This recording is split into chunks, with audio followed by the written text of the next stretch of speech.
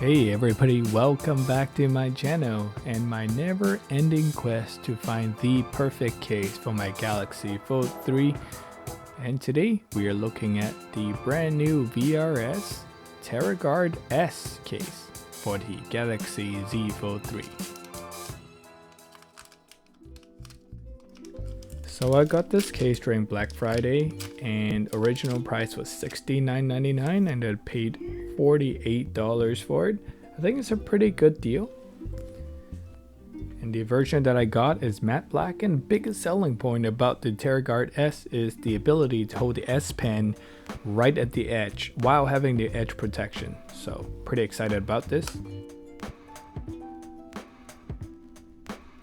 So as soon as you open up the box, you'll see some instructions telling you how to install it as well as how to take out the S Pen from the guard. Looking at the front plate, I like the way it's constructed as it's a nice rubbery feeling to it. It's very similar to the Spigen case. It's a rubberized plastic and I think it will be pretty good for shock absorption, and it's somewhat flexible.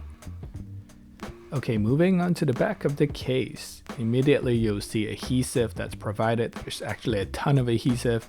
The difference between the Terra Guard case and the Spigen case I've introduced before is that the Terra Guard case does not have these adhesive pre-installed, so you kind of have to figure it out. And if you look closely inside the edge of the case, you'll see two magnets. And in my opinion, these two magnets are the Achilles heel of the case overall. And on the back you see a hard plastic construction. I believe it's ABS plastic.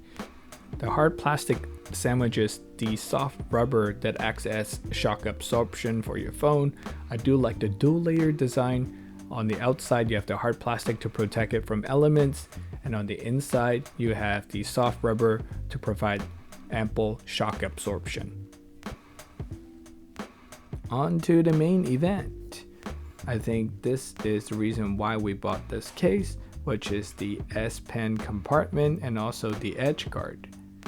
Overall, I really do like the way they think. The design, I would give it an 8 out of 10 in consideration of the challenges that they have to overcome with S Pen design from Samsung.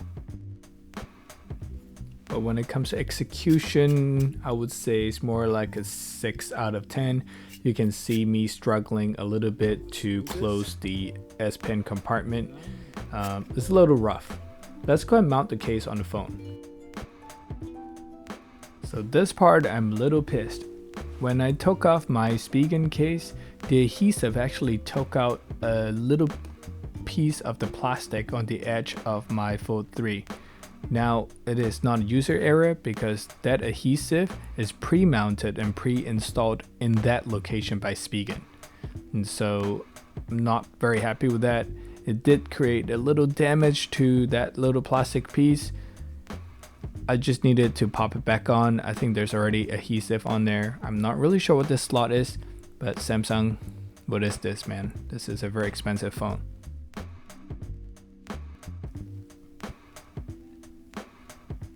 Installing the front case is very simple. It's the same as all the other cases that I've previously installed. I do like that recessed bezel right there. It helps me find the buttons easily. Installing the back case is slightly challenging. The easiest way I found is that you should start from the bottom of the phone, press it in and work your way up gently without damaging your phone, and make sure that the fitting is correct.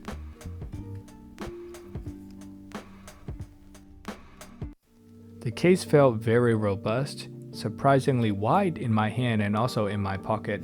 I do have small concerns about it actually fitting in my car charger and my car mount, but we'll have to test it out later. Overall, it's a beautiful case. Of course, one of the main reasons why we buy this case is for the edge protection and the fact that it holds the S Pen.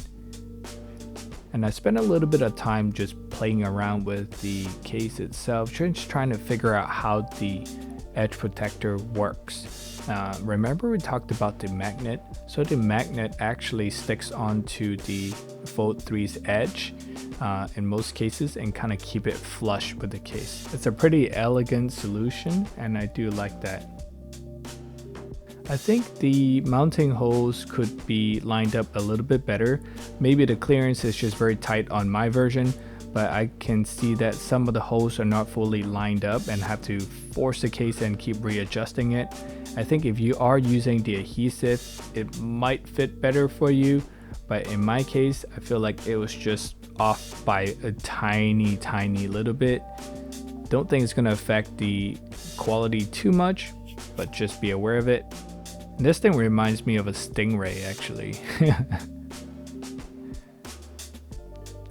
Alright, as you can see here, I'm having a hard time closing the S Pen compartment one-handed, and it doesn't slide smoothly. It's a little rough, and I checked the clearance and there's enough clearance for the S Pen no matter how you face it, so it's not like it's rubbing on the S Pen. It's just that the plastic on plastic compartment piece is very rough and it's hard to just close it without feeling like you're breaking it or clamping onto your hand. Here you can see that it will not sit flush and flat on the table. Just be aware of that because of the edge protector. Wireless charging works as expected, no issues there. So after some rough measurements, the Terra Guard S actually adds about 80 grams to your phone. The phone comes in at 280 by itself. The Spigen case is around 330, and with the Terra Guard S is around 360 grams.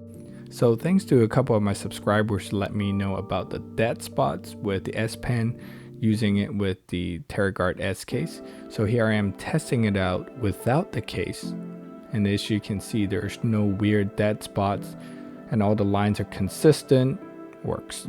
And now I'm testing it with the Terra Guard case, and you can see that there's clearly weird breaks in the line. I'm using the same pressure as I'm drawing over it, but you can kind of tell a pattern here, right? I'm gonna test this one more time. Now this time I'm gonna be testing out in red, and same thing, you can kind of see that there is a weird pattern. And I guess that's how magnet works. The funny thing is the magnet sits adjacent to this pattern. It's not even directly on there. But in this test, I can confirm that yeah, there are dead spots because of the magnet on the Terra Guard S case. So I really want to like this case. Concept wise, I think it was great. Design wise, I think they put in a lot of thoughts into it.